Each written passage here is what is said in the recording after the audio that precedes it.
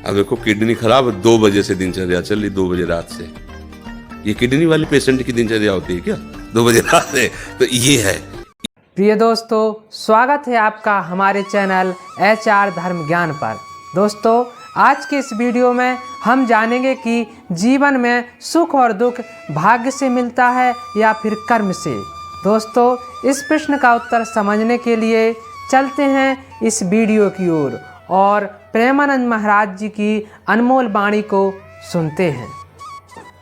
एक कुत्ता गली में मारा घूमता है, एक कुत्ता कार में घूमता है। वो प्रारब्ध, मनुष्य नहीं।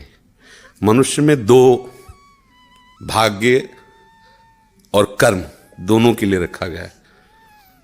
अगर हमारा भाग्य जोरदार पड़ गया तो हमारे कर्म फेल हो जाएंगे, और कर्म जोरदार पड़ गया तो भाग्य को दबा देगा। ये फाइनल का मनुष्य जन्म है। इसमें ये केवल नहीं कि प्रारब्ध में जो लिखा है वही होगा, आगे कुछ हो नहीं सकता। फिर मनुष्य जन्म की दुर्लभता सिद्ध नहीं होती। मनुष्य जन्म की दुर्लभता शास्त्रों में गाई गई है। दुर्लभो मानुषो देहो। क्या दुर्लभता है? अब हमारे प्रारब्ध में लिखा है कि दुख ही भोगना है, लेकिन आपने निश्चय किया सत्संग सुन करके कि सर्व सामर्थ्यशाली भगवान और भगवान का नाम सब कुछ कर सकता है। अब सब कुछ बदल जाएगा, आपका प्रारब्ध बदल जाएगा, सब बदल जाएगा। जैसे मार्कंडे नाम के एक ऋषि थे, तो उनके पिताजी बहुत बड़े ज्योतिषाचार्य ब्रह्म ऋषि थे। तो जब ही वो पैदा हुए तो कुंडली बनाई, तो उसमें लिखा था 5 वर्ष की आयु। बड़े चिंतित हुए, क्योंकि बड़ी तपस्या के बाद ऐसा पुत्र हुआ और 5 वर्ष जिएगा। प्रारब्ध 5 वर्ष का था। तो उनका मनुष्य जन्म केवल प्रारब्ध के अधीन नहीं है, उपाय के भी अधीन है। कर्म का मतलब उपाय भी करें हम उसका। तो उन्होंने विचार किया कि इस प्रारब्ध को केवल भगवान या भगवान का कोई प्रेमी महात्मा ही बदल सकता है, दूसरा कोई नहीं। तो जैसे जैसे वो सयाने होते गए, एक एक दिन वो नोट करते हुए, पिता है जब थोड़ा सा 3-4 के बीच की अवस्था है, तो उनका बेटा मेरी एक बात माना करो, ये गंगा के किनारे जितने भी कोई ऋषि महात्मा संत दिखा, सबको साष्टांग प्रणाम करो। अब वो बालक थे, अब संतों को प्रणाम करने की उन्होंने, क्योंकि जानते थे कि संतों की कृपा दृष्टि पड़ जाए तो प्रारब्ध का नाश हो सकता है। अब गुप्त रूप से सनक सनंदन सनातन सनत कुमार भी विचरण ही करते रहते, तो मार्कंडी जी सबको प्रणाम करते थे। तो सब करुणा भरी, भगवान तुम पर दया करें। बच्चा जैसे कोई आप सब प्रणाम करो तो उतना हृदय नहीं, लेकिन अगर छोटा बच्चा तो एकदम उसकी तरफ दृष्टि जाएगी, राधा राधा राधा राधा। एक छोटा बच्चा है, प्रणाम कर रहा है 3-3.5 वर्ष का, तो वो सब संत, और वो चुपचाप बैठ करके देखा करते थे उनके पिता कि किसी ऐसे महापुरुष का आगमन हो जो सृष्टि पर शासन करने की सामर्थ्य रखता हो, तभी प्रारब्ध बदल सकता है। छोटी मोटी तपस्या वाले से प्रारब्ध थोड़ी बढ़ता है। उन्होंने देखा ये चारों तो कुमार हैं, सनक सनंदन सनातन सनत कुमार, जो साष्टांग किया तो वो एकदम, वो भी 5 वर्ष की अवस्था में रहते हैं हर समय। उन्होंने कहा चिरंजीवी भव। बस वो खड़े हो गए, बोले महाराज ये अभागा चिरंजीवी लायक नहीं है, इसके प्रारब्ध में 5 वर्ष की आयु लिखी और चौथा भी पूर्ण होने जा रहा है, कुछ समय का जीवन है।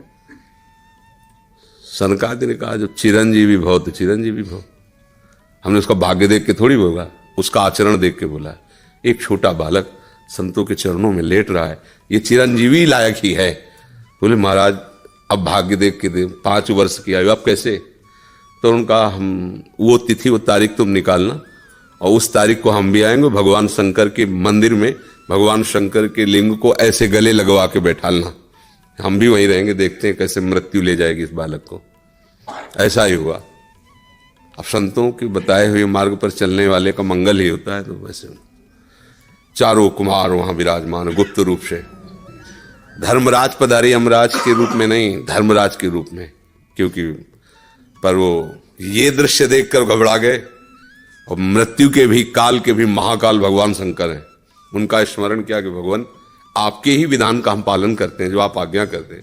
5 वर्ष की आयु है, वो आयु आज खत्म होने जा रही है, समय पूरा हो गया, पर मेरी ताकत नहीं कि आपसे छीन कर मैं ले जाऊं आपको गले लगाए हुए से। तो प्रभु आप प्रकट होइए और बताइए कि हम आपके कानून का आप कैसे पालन करें। अगर हम अभद्रता करते तो आपकी मर्यादा जाती है, और अगर मैं अपने आपके कानून का पालन नहीं करते तो धर्म का नाश होता है। तो भगवान शंकर प्रकट हुए और उनका थे, उन्होंने खेल बदला, ये सब व्यवस्था कर दी। ये हमारे प्रारब्ध में नहीं था, प्रारब्ध में तो दुर्गति थी, दोनों किडनी फेल हैं, लेकिन आश्रय जिनका लिए उन्होंने चैप्टर बदल दिया। अब देखो किडनी खराब है, 2 बजे से दिनचर्या चल रही, 2 बजे रात से। ये किडनी वाले पेशेंट की दिनचर्या होती है क्या 2 बजे रात से? तो ये है इनके चरणों का बल और ये हमारा बल। हमारे बुरे कर्मों का फल हमको मिल रहा है और उनके आश्रित हैं, तो ऐसे हमारा जीवन कट रहा है, ऐसे गोद में लिए काट रहे हैं। तो हम केवल प्रारब्ध के ही अधीन नहीं, हम कोई पशु नहीं है, मनुष्य जन्म में मिला है। हम नया कर्म करें ऐसा कि हमारे प्रारब्ध, बुरे प्रारब्ध का नाश हो जाए। हम ऐसे भगवान का आश्रय लेकर भजन करें कि हमारा अच्छा भगवान सब कुछ है। जैसे आपको धन चाहिए तो लक्ष्मीपति है, यश चाहिए तो पुण्य श्लोक है, उन्हीं की कीर्ति से समस्त शास्त्र भरे हुए। जो चाहिए रूपवान, गुणवान, धनवान, वैभवान, वो सबके समुद्र हैं, उनका आश्रय ले लो, सब कुछ हो जाएगा। अब अगर केवल धन पर लक्ष्य रखोगे और भगवान का आश्रय नहीं लिया तो बुरे कर्मों से भी तुम नहीं बच पाओगे। अब उपाय करना चाहिए कि हमारे नए कर्म ऐसे बलवान होने चाहिए कि जो बुराइयां हमसे पीछे हुई वो हमें परास्त न कर पाए। अगर हम यश चाहने की कोशिश करें तो भगवान का नाम कीर्तन करें, गुण और संयम से रहें, सबको सुख पहुंचाएं, अपने आप यश होगा। और अपने यश के लिए हम दंभ पाखंड करें तो बाद में ऐसी कालिक पोतेगी कि ना लोक के रह जाओगे ना परलोक के रह जाओगे। तो हमें यश चाहिए, धन चाहिए, सुख चाहिए, तो एकमात्र भगवान का सहारा लेकर हम भागवतिक आध्यात्मिक कर्म ऐसे करें जिससे सबका मंगल हो जाए, सबको सुख प्राप्त हो जाए। जैसे हमें अच्छा भोजन चाहिए तो दूसरे की थाली से छीने नहीं, अपनी थाली का दूसरे को पवा दे। अब तुम्हारे लिए जो व्यवस्था होगी बड़ी हाई क्लास की होगी, क्योंकि वो सरकारी होगी। वो देख रहा है ना, तुम दूसरों के लिए अपने सुख का त्याग कर रहे हो, तो तुम्हें कभी दुखी देख ही नहीं सकता। दुख उसको मिलता है जो अपने सुख के लिए दूसरों को दुख देता है, दूसरे के सुख का नाश करता है, फिर मालिक उसके सुख का नाश कर देता है। और ये सबको बात लगभग पता है कि किसी को भी दुख देने से तुम्हें सुख नहीं मिल सकता, पर कोई चूकता नहीं अवसर आने पर दूसरे के दुख को दे करके और सुख भोगना चाहता है, इसलिए वो दुखी रहता है। अगर चतुरता आ जाए, विवेक आ जाए और विवेक पूर्वक को अपने कर्म को संभाल ले तो बुरा प्रारब्ध भी टल जाएगा, मंगल ही मंगल, आनंद ही आनंद रहेगा। तो प्रिय भक्तजनों, कैसा लगा आपको वीडियो कमेंट बॉक्स में जरूर बताएं। चलते हैं इसी तरह के वीडियो को लेकर अगले वीडियो में फिर मिलेंगे। जब तक के लिए जय श्री सीताराम।